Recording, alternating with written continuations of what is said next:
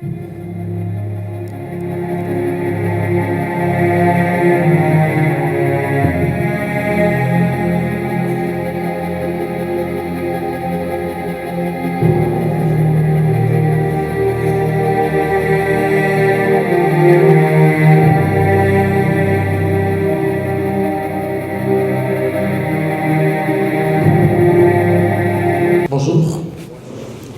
Alors, je suis très heureux de vous retrouver. Je dis merci beaucoup aux panélistes. Vous savez, c'est très difficile dans une conférence de parler après des gens qui ont parlé brillamment. Vous vous rendez compte qu'ils ont tout dit, et ce que je vais faire, je vais essayer de dire ce que je pensais. Mais déjà, j'aimerais que vous puissiez comprendre que je ne connais pas tout. Je suis un bricoleur, mais j'essaie de faire bien, tout simplement. Alors, je suis heureux aussi parce qu'on m'invite dans un atelier aussi bien comme celui-ci. Ce sont des opportunités importantes, il faut quand même le dire. Parce qu'il s'agit de parler de moi, vous savez, c'est un exercice très difficile de parler de soi parce que soit on exagère, soit on oublie certains éléments. Et donc, je vais essayer de prendre partout. Et c'est question de revenir sur notre thème. Alors, il y a un problème. Le problème chez nous, c'est que quand on a atteint un certain âge de la raison, on a envie de gagner, on a envie de réussir la vie. Je crois que c'est l'envie de tout le monde. On a tous envie de gagner, on a tous envie de faire mieux. Et très souvent, nous tombons dans le piège, et le plus grand piège, j'ai énuméré, je crois, 2 ou 3. Parmi les plus grands pièges, c'est les théories des autres. Nous pensons gagner et réussir la vie en suivant le modèle des autres. L'imitation, ce n'est pas mauvais. C'est très bien d'ailleurs, imiter les autres. Et quand on imite, il faut tout simplement ajouter une particularité, une touche personnelle pour vous différencier de l'autre personne. Parce que à chaque fois que vous voulez être comme quelqu'un d'autre, vous tuez ce que vous êtes vraiment. Parce que l'humanité attend avec un ardent désir ce que vous êtes au fond de vous. Ça veut dire la mission que Dieu vous a confiée sur terre. Alors en voulant faire comme quelqu'un d'autre ou devenir comme quelqu'un d'autre, tout simplement vous effacez ce que vous êtes au profit de quelqu'un d'autre. Et tant que cette personne vivra, vous ne serez que le deuxième. Vous ne serez jamais, alors jamais, le premier. Et aussi, il y a un danger, c'est que quand on veut être le premier, nous, malheureusement, quand je dis nous, c'est nous, Congolais, ou nous, Noirs, je ne sais pas moi, comme vous voulez, mais l'homme, je pense qu'à un moment donné, certains hommes ne sont pas faits ou ne sont pas programmés pour diriger. Je veux dire, surtout le Congolais, pour la plupart des cas. J'ai comme l'impression que l'homme congolais est préparé pour piétiner, écraser, dominer, régner sur l'autre. Nous avons toute une mauvaise définition du pouvoir, parce que pour nous, pouvoir veut dire être souverain de tout, mais responsable de rien. Avoir le pouvoir, ça veut dire tout contrôler, mais ne pas être responsable, ne pas être redevable. Et pour nous, quand on dit on est aimé, ça veut dire on a la permission d'insulter, on a la permission de tout, on est né avec le respect. En fait, c'est une manière de tout changer qui bloque tout le monde. C'est ainsi que quand même on arrive à un poste super élevé, on commence à regarder les autres comme des petits enfants, comme des petits messieurs, et comme des gens qui nous doivent du respect même quand on n'a rien fait. Et cette manière de faire les choses nous a finalement détruit et ça nous a finalement amené à être d'autres personnes que devenir les vraies personnes. Parce que si vous, c'est pas tout le monde aussi, il ne faut pas tomber dans l'exagération, mais lorsque vous trouvez un monsieur qui a vécu au Canada, aux États-Unis, en France, je ne sais pas moi, ou même en Inde ou en Chine, quand vous rencontrez ces messieurs, en tout cas, il faut qu'on vous dise qui il est pour que vous puissiez savoir qu'il est chef ou pas. Mais chez nous, au Congo, c'est le contraire en fait. C'est que les gens deviennent orgueilleux même par une simple promesse. On leur a simplement dit qu'il sera demain chef, et ils changent tout de suite d'attitude. Et commencent à donner de conseils aux gens, ils commencent à reprocher aux gens, et tout change dans sa vie, même quand il n'a même pas encore géré. Alors je me pose la question, finalement, qu'est-ce qu'il va faire demain ? Tout simplement parce que nous avons un problème de concept. Voilà pourquoi le deuxième piège, avant la théorie, après la théorie des autres, le deuxième piège, c'est le piège du confort ou du matériel. Nous avons créé une société de consommation, mais vraiment pas une société de production.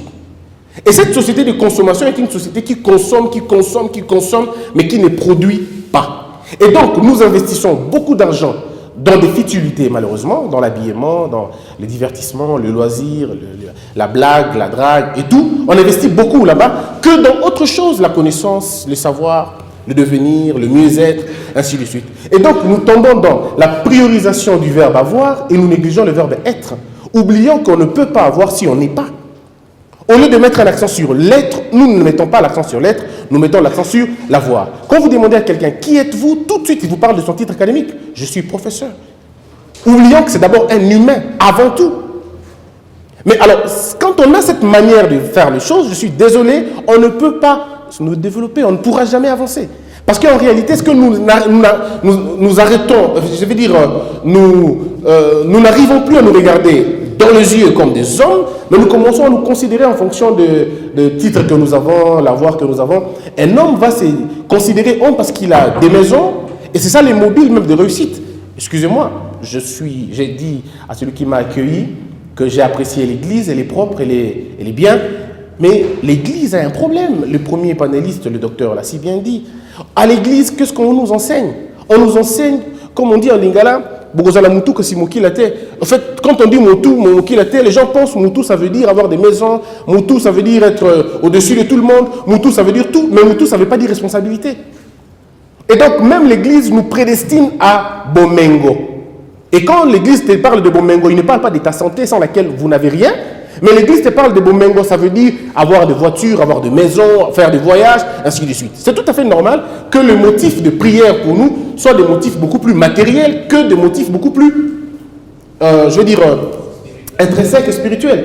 Et du coup, le Dieu qui doit sauver l'humanité devient un distributeur de mariage, distributeur de travail, une agence sociale ou une assistance sociale. À ce Dieu, quand on formule des prières, c'est Pesanga Mbongo, Pesanga Santé, ainsi de suite. Alors je me pose la question, qu'est-ce que c'est important si votre Dieu est capable de vous donner le mariage alors que même les enfants des fétichards se marient? Pourquoi je vais suivre un Dieu qui n'est là que pour vous donner le mariage? Pourquoi je suivrai un Dieu qui n'est là que pour vous donner l'argent alors que ce Dieu est incapable de transformer votre cœur, de quitter l'étape de l'impudicité à une autre étape, l'étape du vol à une étape de conscience, alors c'est quoi le Dieu en question? Donc c'est le piège du matériel, le fait de tout avoir, nous voulons tout posséder, et ça définit très mal même la notion de la réussite, parce que quand on pose la question, qu'est-ce que c'est la réussite? Ils répondent la réussite en fonction du matériel, et ça c'est, même quand ils ne le pensent pas, même au fond de nous, dans nos rêves, réussir c'est être à l'abri du besoin financier ou matériel. Pourtant il y a des choses beaucoup plus importantes que l'argent, parce que sous ce soleil, il y a des gens qui sont tellement pauvres, ils n'ont que l'argent. En tout cas, en dehors de l'argent, ils sont tellement pauvres. Ils n'ont que l'argent et c'est fini. Mais ils sont pauvres en réalité. C'est comme il y a des gens qui sont tellement faibles, ils n'ont que le pouvoir. Ça veut dire qu'il n'a aucun moyen de défense en dehors du pouvoir qu'il a. Si vous enlevez le pouvoir, il est incapable d'agir. Il est même incapable de sortir. C'est ainsi que vous avez certains ministres, quand on remanie, ils font des AVC. Ils font des crises cardiaques. Parce que c'est des gens qui sont préparés qu'à vivre dans une facilité comme ça. Et donc, ce piège du conformisme ou du matériel nous détruit tous. Aujourd'hui, j'ai lu une blague, mais ça traduit notre manière de faire les choses. On écrit sur Facebook, on dit, une fille voulait donner sa vie à Jésus et boum, iPhone 11 est sorti. C'est pour dire simplement que ces gens n'est pris que pour avoir ce smartphone. Le standard des réussites, ces standards ont changé. Qui a réussi dans la société? C'est celui qui a beaucoup plus d'argent. Même chez nous, dans nos familles, regardez qui sont dans nos familles. Qu'est-ce qu'on appelle l'Ikondi à famille? Généralement, le Likondi à famille, c'est un croque-mort qui, quand quelqu'un meurt en famille, c'est lui qui achète le cercueil, c'est lui qui organise les funérailles, et il a finalement tous les enfants qui portent son nom. Parce que tout le monde veut donner son nom, à son enfant, le nom d'un Likondi à famille. Mais c'est généralement des gens qui sont voleurs de l'État, pilleurs de l'État, ainsi de suite. Mais ce sont eux, des gens qui sont pauvres en morale, mais riches en argent. Et nous, notre société a accepté un modèle comme ça, donc on ne peut pas changer si on n'est pas dans cela. Le troisième piège, c'est les pièges le conformisme, oui, et puis le manque de passion, au fait. Il m'a été demandé de parler de moi. Mais avant de parler de moi, j'aimerais vous faire comprendre un élément important. Dans la vie, vous avez des exigences, et puis vous avez des évidences. La pauvreté, la maladie, la pauvreté et la maladie, les fléaux, la dictature, la mort, l'handicap, toutes ces choses constituent des évidences qu'on ne va pas changer. Nous sommes nés, nous avons trouvé ces choses-là. Nous allons mourir, nous allons trouver ces choses-là. Alors si vous commettez la première erreur, c'est l'erreur de croire que vous pouvez tout changer pendant que vous êtes en train de vivre, vous vous trompez énormément. Le problème, ce n'est pas de changer le fléau qui est là, mais c'est de changer votre conception et votre perception de la vie. Parce que dans un pays où tout le monde souffre comme le nôtre, il y a des gens quand même qui s'en sortent. Donc vous n'allez pas dire, je souffre dans ma vie parce que le Congo est un pays, tout ça. On va vous montrer des gens qui ont gagné dans ce pays sans avoir volé. Ils ont gagné dans ce pays. Donc ce n'est pas une excuse pour dire que la conjoncture n'est pas bonne et ainsi de suite. Si la conjoncture n'est pas bonne, changez-la. Le problème, c'est qu'au lieu de subir la vie, vous devez personnellement transformer ce que vous êtes en train de vivre. Parce que c'est très important. Donc, les évidences, on ne va pas les changer, mais nous allons changer notre manière, notre attitude vis-à-vis de ces expériences-là. Personnellement, je viens de Mbandaka.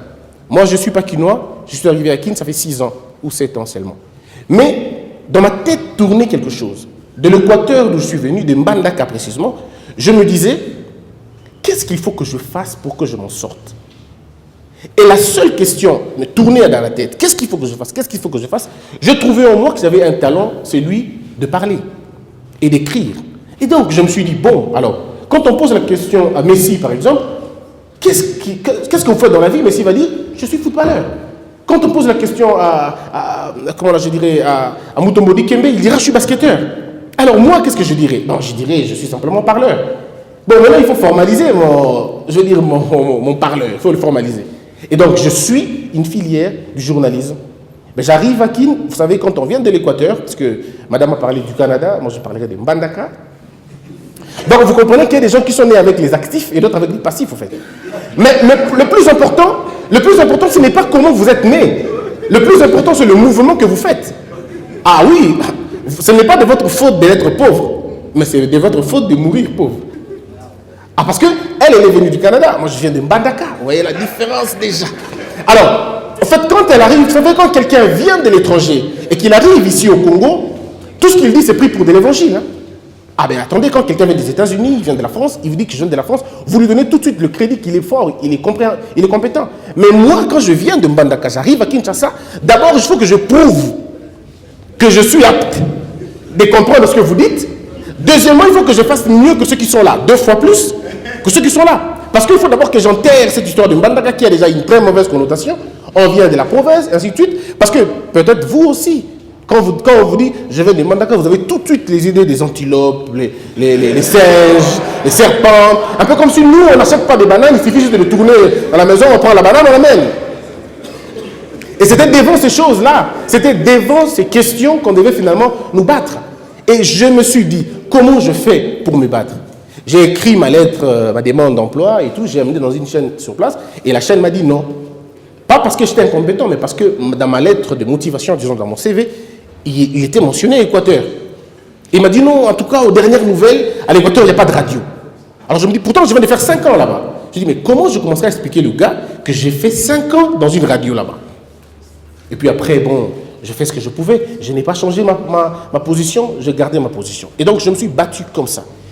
Mais ce qui tue beaucoup de gens aujourd'hui, et beaucoup de jeunes, c'est le fait de vouloir tout gagner maintenant. Les gens ont perdu le sens du sacrifice, en fait. On ne peut pas récolter quand on n'a pas sémé. Il faut d'abord s'aimer. Et je n'ai jamais vu quelqu'un s'aimer avec joie. Quand on s'aime, il y a toujours la difficulté. C'est toujours la terre qui est dure, qui n'est pas, à un moment donné, le climat n'est pas bon. Et regardez, tous ceux qui s'aiment ne sont pas forcément en train de sourire. C'est des gens qui sont en train de transpirer, ils ont la position penchée, c'est vraiment des gens qui souffrent. Mais regardez les mêmes personnes 9 mois après, quand ils viennent récolter, c'est avec sourire qu'on le fait. Et donc la vie, c'est comme ça se construit pierre par pierre. Ce n'est pas une histoire que vous inventez et vous l'amenez comme ça.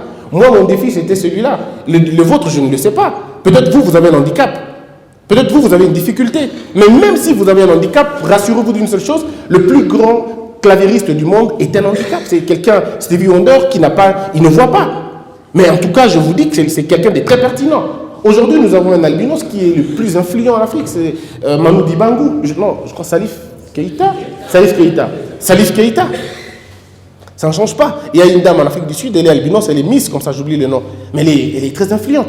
Donc le problème, ce n'est pas votre début, ça c'est pas le problème, mais l'énergie que vous êtes prêt à consacrer dans ce que vous faites. Et c'est ce que moi je fais. Je fais ça comme ça, je me suis battu en tenant compte de ce que je pouvais faire vraiment, et je me suis battu comme ça. Donc j'avais une passion. Et pour ceux qui ne connaissent pas, les gens me voyaient à la radio, à la télévision, en train de présenter des émissions et tout, mais les gens ne savaient pas ce que j'endurais. Je le dis partout où je passe, je fraudais des bus. Parce qu'il fallait arriver au boulot. Et le boulot dans lequel on travaille, le Congolais, c'est bizarre. Le Congolais fait souffrir son autre frère parce qu'il a gardé la mentalité du colon, mais sans les avantages du colon, en fait. Nous avons chassé les colonisateurs pour garder la mentalité du colon, mais sans les avantages du colon. Nous voulons que les autres travaillent pour nous, mais pas nous pour eux, en fait. Et donc, c'était ça. J'étais étudiant, on ne me payait pas. J'ai fait 4 ans, on ne me payait pas. Donc, je fraudais des bus. Et je crois que Dieu m'a pardonné pour ça. C'était un état de nécessité, en tout cas. Je voulais servir, et même c'était difficile. Et parfois, je choisissais des bus, parce qu'il faut voir dans quel bus vous allez monter. Si le receveur est déjà très fâché, ne montez pas, parce que vous allez l'énerver davantage. Il faut aller voir un bus qui est presque plein, et vous commencez d'abord à saluer le receveur poliment, et se mettre juste à côté, et tout celui qui va entrer, qui voudra votre place, soyez humble, levez-vous, et laissez la personne. Ainsi, votre manière de coopérer va vous être utile quand vous allez lui expliquer que Ndekomoningaya wa nazani le côté. Et là, il vous regarde et dit mais en réalité, tu t'es habillé simplement pour garder la forme. Mais à l'intérieur, c'est du feu. Mais le problème, c'est que je n'ai pas perdu mon objectif. Parce que vos objectifs déterminent votre destination. Et c'est quand vous avez une destination dans la tête que vous savez l'itinéraire que vous prenez. Il y a des valeurs que vous prenez en compte parce que vous savez que vos valeurs vont vous être utiles demain. Et donc, ma première idée, c'était, je ne sais pas s'il y a des journalistes dans la salle, mais on sait comment ça se passe au Congo. Quand on te tend un micro, tu peux raconter ce que tu veux, mais après, donne-moi mon argent, je vais m'en aller. C'est tout ce qui est le plus important. Alors moi, j'ai dit non, je ne ferai pas ça. Je ne demanderai pas à un invité de l'argent. Mais quand tu ne demandes pas à un invité de l'argent, comment tu fais? Comment tu vis après? C'est très difficile, il faut avoir des valeurs intrinsèques pour essayer d'aller au-delà. Et je me suis battu comme ça. Après, on me vire pour mes positions radicales, que je vous évite d'ailleurs ici, mes positions politiques qui sont à un moment donné radicales. On me vire là-bas, je vais prendre une deuxième chose, un deuxième boulot. On me vire encore, on me dit non, t'es trop exigeant, et ainsi de suite, et je m'en vais. Alors, le jour où j'ai quitté le deuxième boulot, je me suis posé la question.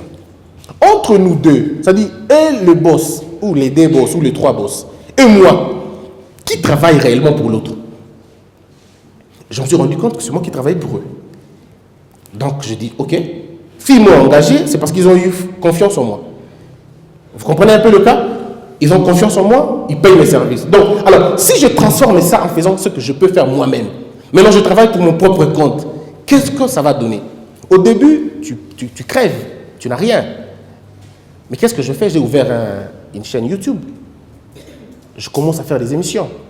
Je commence à balancer les vidéos par-ci, par-là. Et les gens commencent à voir ce que vous faites. Et les gens commencent à vous apprécier. Et ça fait 8 mois. Aujourd'hui, j'ai atteint, je crois, 48 000 abonnés en 6 mois ou 7 mois, ce que beaucoup font en 1 an ou 2 ans. Et je vais vous dire le salaire que j'avais à l'époque. Je crois, quand je travaillais dans une autre boîte, c'était $50 par mois.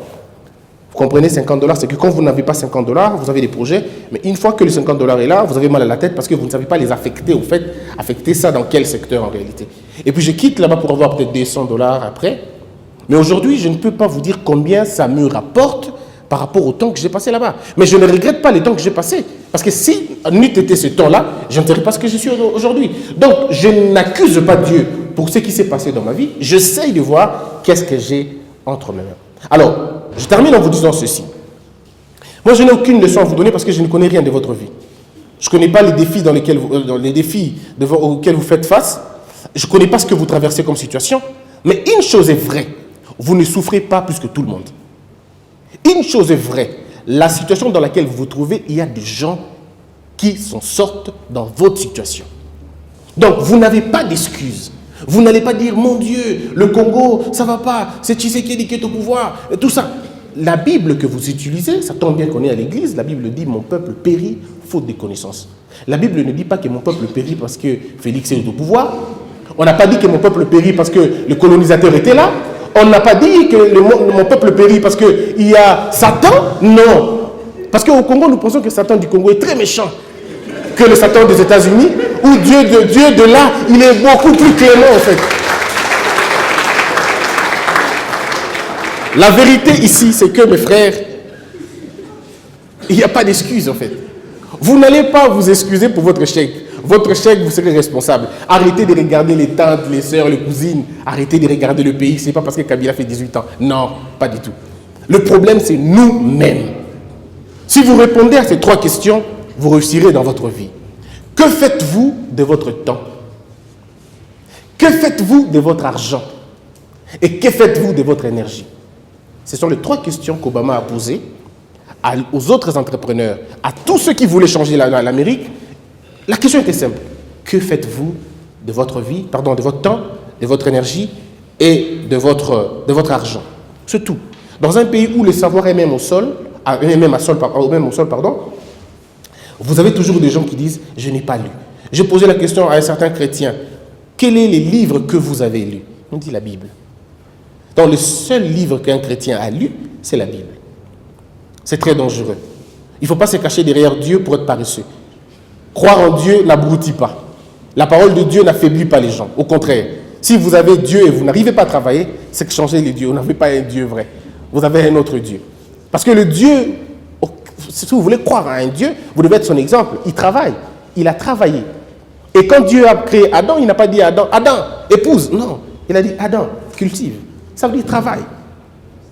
Donc je crois que c'est comme ça qu'on peut faire pour réussir notre vie.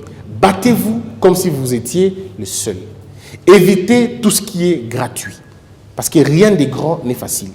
Ce qui s'obtient facilement se perd facilement. Travaillez, travaillez. Travaillez jusqu'à ce que ça fasse très mal. Parce que la pauvreté fait plus mal que ça. C'est Kagame qui l'a dit. Que Dieu vous bénisse tous. Merci.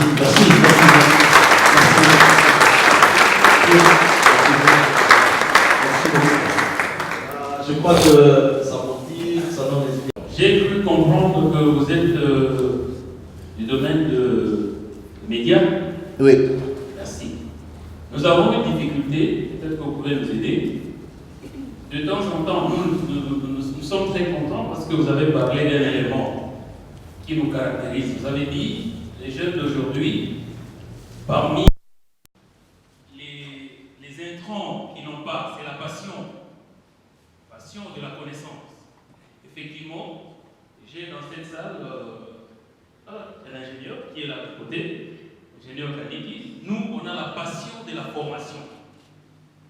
Et pas n'importe quelle formation, mais dans notre domaine spécifique de l'aviation civile.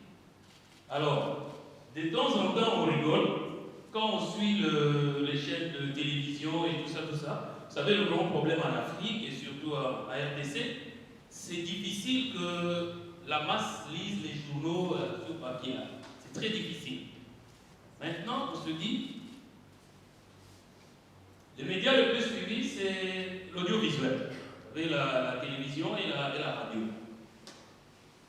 Pour atteindre une grande masse, pour frapper fort, nous, on préconise parfois comme solution, c'est d'aller parler seulement, c'est former les gens gratuitement. C'est-à-dire que vous pouvez demander à une chaîne de la place de vous permettre, dans une des émissions qui existent, pas chroniques, mais des émissions là où on a des invités, parler, essayer d'expliciter votre domaine au commun de mon terme. Mais qu'est-ce qu'on ne voit pas comme difficulté? C'est-à-dire que pendant que les émissions de théâtre, de musique, de ceci, ça peut vous prendre, je dis, sous réserve, une demi-journée. Mais nous pourrons avoir 30 minutes de plateau où je peux parler de ce que c'est un avion, comment vous pouvez accéder au métier ou à la profession, par exemple, d'aiguilleur du ciel, que nous avons été, ou que nous sommes encore, mais même si aujourd'hui on est formateur, c'est difficile. Vous voyez, une barrière qui existe déjà, c'est comme quelqu'un l'a dit avant, une conférence pareille qui ne fait pas le plein, c'est vraiment malheureux. Alors, qu'est-ce que nous pouvons faire devant cette difficulté-là? Parce que aujourd'hui, je suis dans un centre de formation, les gens peuvent venir, mais ils ne seront pas nombreux, et puis peut-être sous certaines conditions. Mais il suffit de nous accorder un espace, dans une chaîne ou dans certaines télés, on pourra mieux parler et expliquer à un grand public. Merci. Poser toutes les questions. Je sais que la force est de l'autre côté, quoi. En fait, nous avons un problème, le média congolais. Le professeur Kamana parle de l'imbécilisation collective, en fait. Il parle de cette imbécilisation collective qui est due à la religion, à la musique et à la politique. Moi, j'ajoute le média aussi. Le média abrutisse les gens aujourd'hui. Vous savez, c'est par rapport aussi à la production. On ne peut donner que ce qu'on a. Le média congolais, qui sont les patrons des médias? C'est 90% des politiciens. Si vous voulez, 10% des pasteurs.